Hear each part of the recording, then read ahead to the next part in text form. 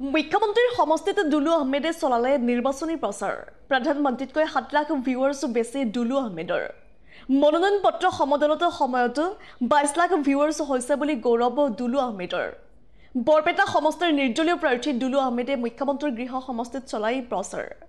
বৰপেটা সমষ্টিৰ বংশৰ গন্থমৌত প্ৰচাৰ দুলু আহমেদৰ শুৱালকুছিৰ পৰা লিপাংকৰ ঠাকুৰীয়াৰ ৰিপৰ্ট ইছা 24x7 মই ভয় বিজেপি বুলি কৈ দিম গতিকে ভোটটো এনেকুৱা বস্তু যাক ভাল পায় মনোনীত এই কথাটো হ'ল মই নিৰ্বাচন ভাবিত তেনেকুৱা হয় যদি প্ৰথমবাৰ মই যেতিয়া নিৰ্বাচন খেলোঁ আপোনালোকৰ এই অঞ্চলৰ মুখ্যমন্ত্ৰীয়ে গম পাইছিলে দুলু আহমেদ জয়লাভ কৰিব 16 চনত তেওঁ ধৰি আনিলে লোন লৈছিল মই আহি থাকোঁতে মোৰ ৰাস্তাত বহালে আমাৰ এই অঞ্চলে জন্ম পঞ্চায়ত বুলি কয়তো মোক ৰাস্তাত ৰখালে যে আমাৰ ইয়াত কোনো আহা বানপানী ইয়াতো মন্ত্ৰী আছে ইয়াতো বৰ্তমান মুখ্যমন্ত্ৰীয়ে যদি আৰু জালুকবাৰী বুলি ক'লে আৰু অসমৰ একমত বুলি কৈ থাকে কম্প্ৰমাইজ নকৰোঁ কোনো ৰাষ্ট্ৰীয় দলৰ লগত আপোনাক আমাৰ মনত দৰকাৰ মই ভাই ডাঙৰ ডাঙৰ কথাখিনি যোগদান কৰি দিলোঁ 2 মাহ পূৰ্বে নিৰ্বাচনত অসমৰ ভিতৰত হায়েষ্ট ভোট পালোঁ 55,000 ভোট পালোঁ বৰ্তমানৰ মুখ্যমন্ত্ৰীয়ে গম পাইছে দুলু আহমেদে জয়লাভ কৰিব আৰু এটা হুছেইন ধৰি আহিলে গম পাইনে আপোনালোকে বেলেগ হুছেইন এটা ধৰি আহিছিলে কংগ্ৰেছত দিছে মই 16 খেলোঁতে কিমান ভোট পাইছিলোঁ এটা আছে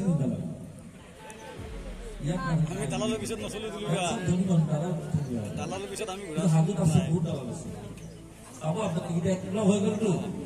এই দালাল বোলে কি কৰে নিৰ্বাচনৰ 2 দিন পূৰ্বে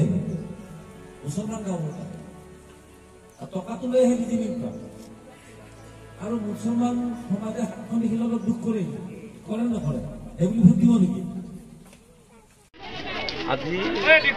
মোৰ গৃহ সমষ্টি হাজো শুৱালকুছি বিশেষ প্ৰচাৰ ইতিমধ্যে মই যোৱা 1.5 মাহৰ পৰা বৰপেটা লোকসভা সমষ্টিৰ 10টা বিধানসভা সমষ্টিত প্ৰায় 10-12খনকৈ সভা কৰিলোঁ এখন এটা সমষ্টি ডাঙৰ সভা সৰু সুৰাটো মই হিচাপ কৰাই নাই ৰাইজৰ বিপুল হয় আজি মুখ্যমন্ত্ৰী গৃহ সমষ্টিত উপস্থিত আছে মোৰ নিজৰো গৃহ সমষ্টি যুদ্ধত ৰাইজেই ৰজা 4 তাৰিখে নিশ্চয় গম পাম যে এই জালুকবাৰী সমষ্টিটোৰ সেইটো বাৰু এইটো হাজো শুৱালকুছি হৈ গ'ল যদিও হাজো শুৱালকুছি হৈ গ'ল এইটো মুখ্যমন্ত্ৰীৰ ভোটটো ইয়াতে আছে বুলি মই গম পাইছোঁ যোৱা পৰহি গতিকে চাওঁ তাৰ কিমান ৰাইজৰ প্ৰতি মৰম ৰাইজৰ সঁহাৰি কিমান পাইছে বৰপেটা সমষ্টিত লোকসভা সমষ্টিত ৰাইজৰ প্ৰাৰ্থীক সুধিলে সকলোৱে ভাল বুলি ক'ব 4 গুণলৈ অকণমান 4 গুণ অলপ আগতে আপুনি কৈছে যে 22 লাখ ভিউজ আমাৰ হৈছে এটা ৰেলীৰ কাৰণে আপোনালোকে সেইবিলাক নিউজ নকৰে নিউজ হ'ব ছ'চিয়েল মিডিয়াত নিউজ হয় মোৰ 22 লাখে চাইছে প্ৰধানমন্ত্ৰী 15 লাখে চাইছে এইটো বিগ ব্ৰেকিং হ'ব লাগে বিগ ব্ৰেকিং নিউজ হয় সেইটো কাৰণে আপোনালোকে আজিলৈ মই কোনো চেনেলত বিগ ব্ৰেকিং দেখা নাই তাৰমানে নিশ্চয়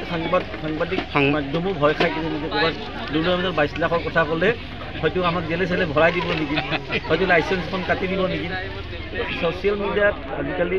ছ'চিয়েল মিডিয়াই ৰজা আপোনালোকে নিৰপেক্ষ বাতৰি যাৰ যিটো যোগ্যতা যাৰ যিটো জনপ্ৰিয়তা সেইটো প্ৰকাশ পাব লাগে সেই গতিকে মই আপোনালোকক আকৌ কৈছোঁ যে মই গৌৰৱ কৰিছোঁ যে প্ৰধানমন্ত্ৰীতকৈ 7 লাখ ভিউৱাৰ্ছ দুলু আহমেদৰ মনোনয়ন পত্ৰ ৰেলী বেছি আছে হয় ধন্যবাদ জনাইছোঁ